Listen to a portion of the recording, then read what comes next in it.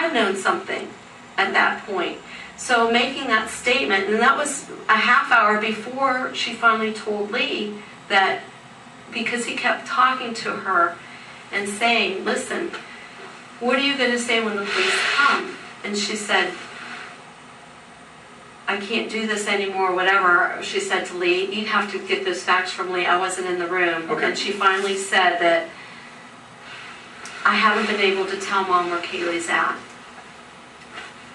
because I don't know where Kaylee's at. And she started breaking down, and that's when she broke down and she was crying. And I happened to have come in because I was actually pacing out in the garage because I had opened up the garage door to kind of see, because I just didn't know what to say to Casey anymore. And the red flags were going up all over because I couldn't understand why she couldn't take me. Because I told her, I said, I don't care if I wake her up or not. I want to see her. I haven't seen her in a month. And at that point, I had that gut feeling something wasn't right. Didn't know what it was. And when I walked into the house, I could hear her telling him that Kaylee had been kidnapped. I immediately ran into Casey's room, and I said, what the hell do you mean? What are you talking about? And I started yelling at her. And I said, why didn't you tell me? Why didn't you tell the police and all that? And typical reaction, like everybody else's, what are you doing? And at that time is when I realized that the police had been to the house, so I went out there. No, actually at that time I made the third phone call. I made the third phone call and said... Remind me which one the third one was, because I don't know. The first one was driving up to... I actually told her when we were driving around, after leaving Amy's house, I'm going to take you to the police department. Maybe they can talk some sense into you and tell me where Kaylee's at. She said, Mom, go ahead. She goes, go ahead. I can't tell, I'm not taking you to see Kaylee tonight. I can't take you. She said, I can't take you to Kaylee tonight. And I couldn't understand why. So the closest police department that I knew of is on Pershing Road between Goldenrod and 436. That's the closest. I pass it all the time if I go to Walmart or whatever. I never knew that the police department was open till 5. I thought they were open all the day. I'm naive. I've never had to go to the police department. Right. So I drove in the parking lot and I saw they closed at 5. So I sat there. I said, Casey, I said, come on. Tell me what's going on. And she says, Mom, I can't. And I said, well, someone's going to help me. So I dialed the 911 call.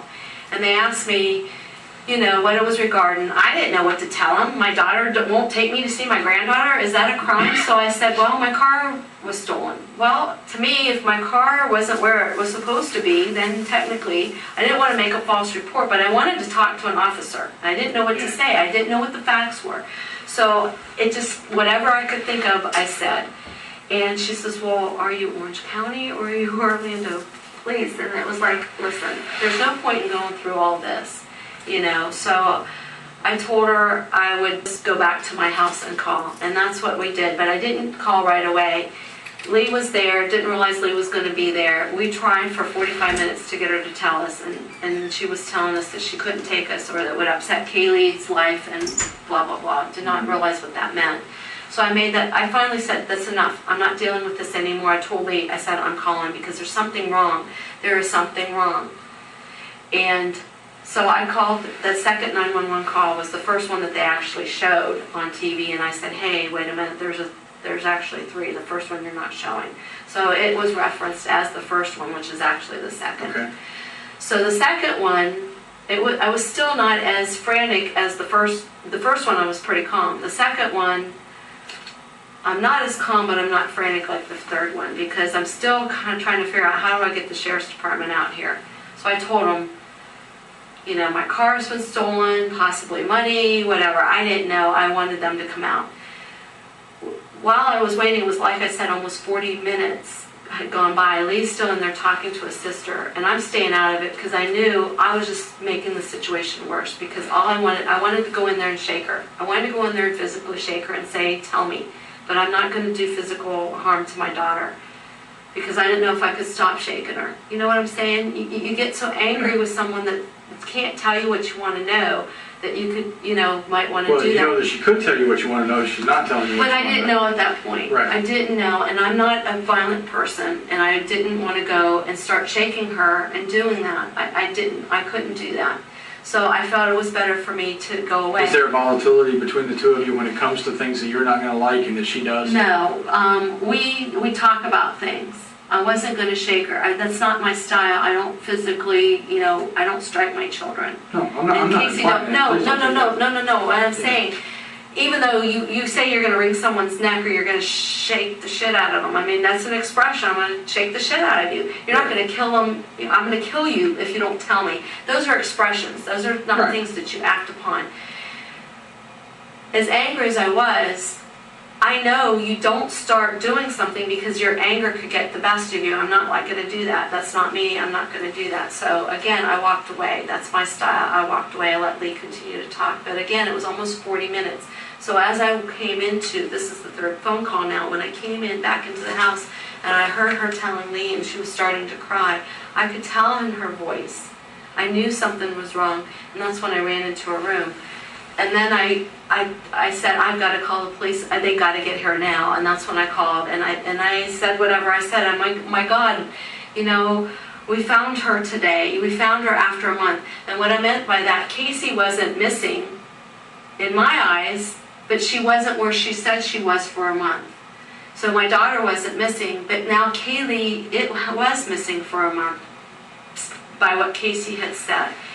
And I said, they found her car. I mean, I was trying to plead with them. There is a reason now why, now it is an urgent thing. The car had something to do with Kaylee not being here.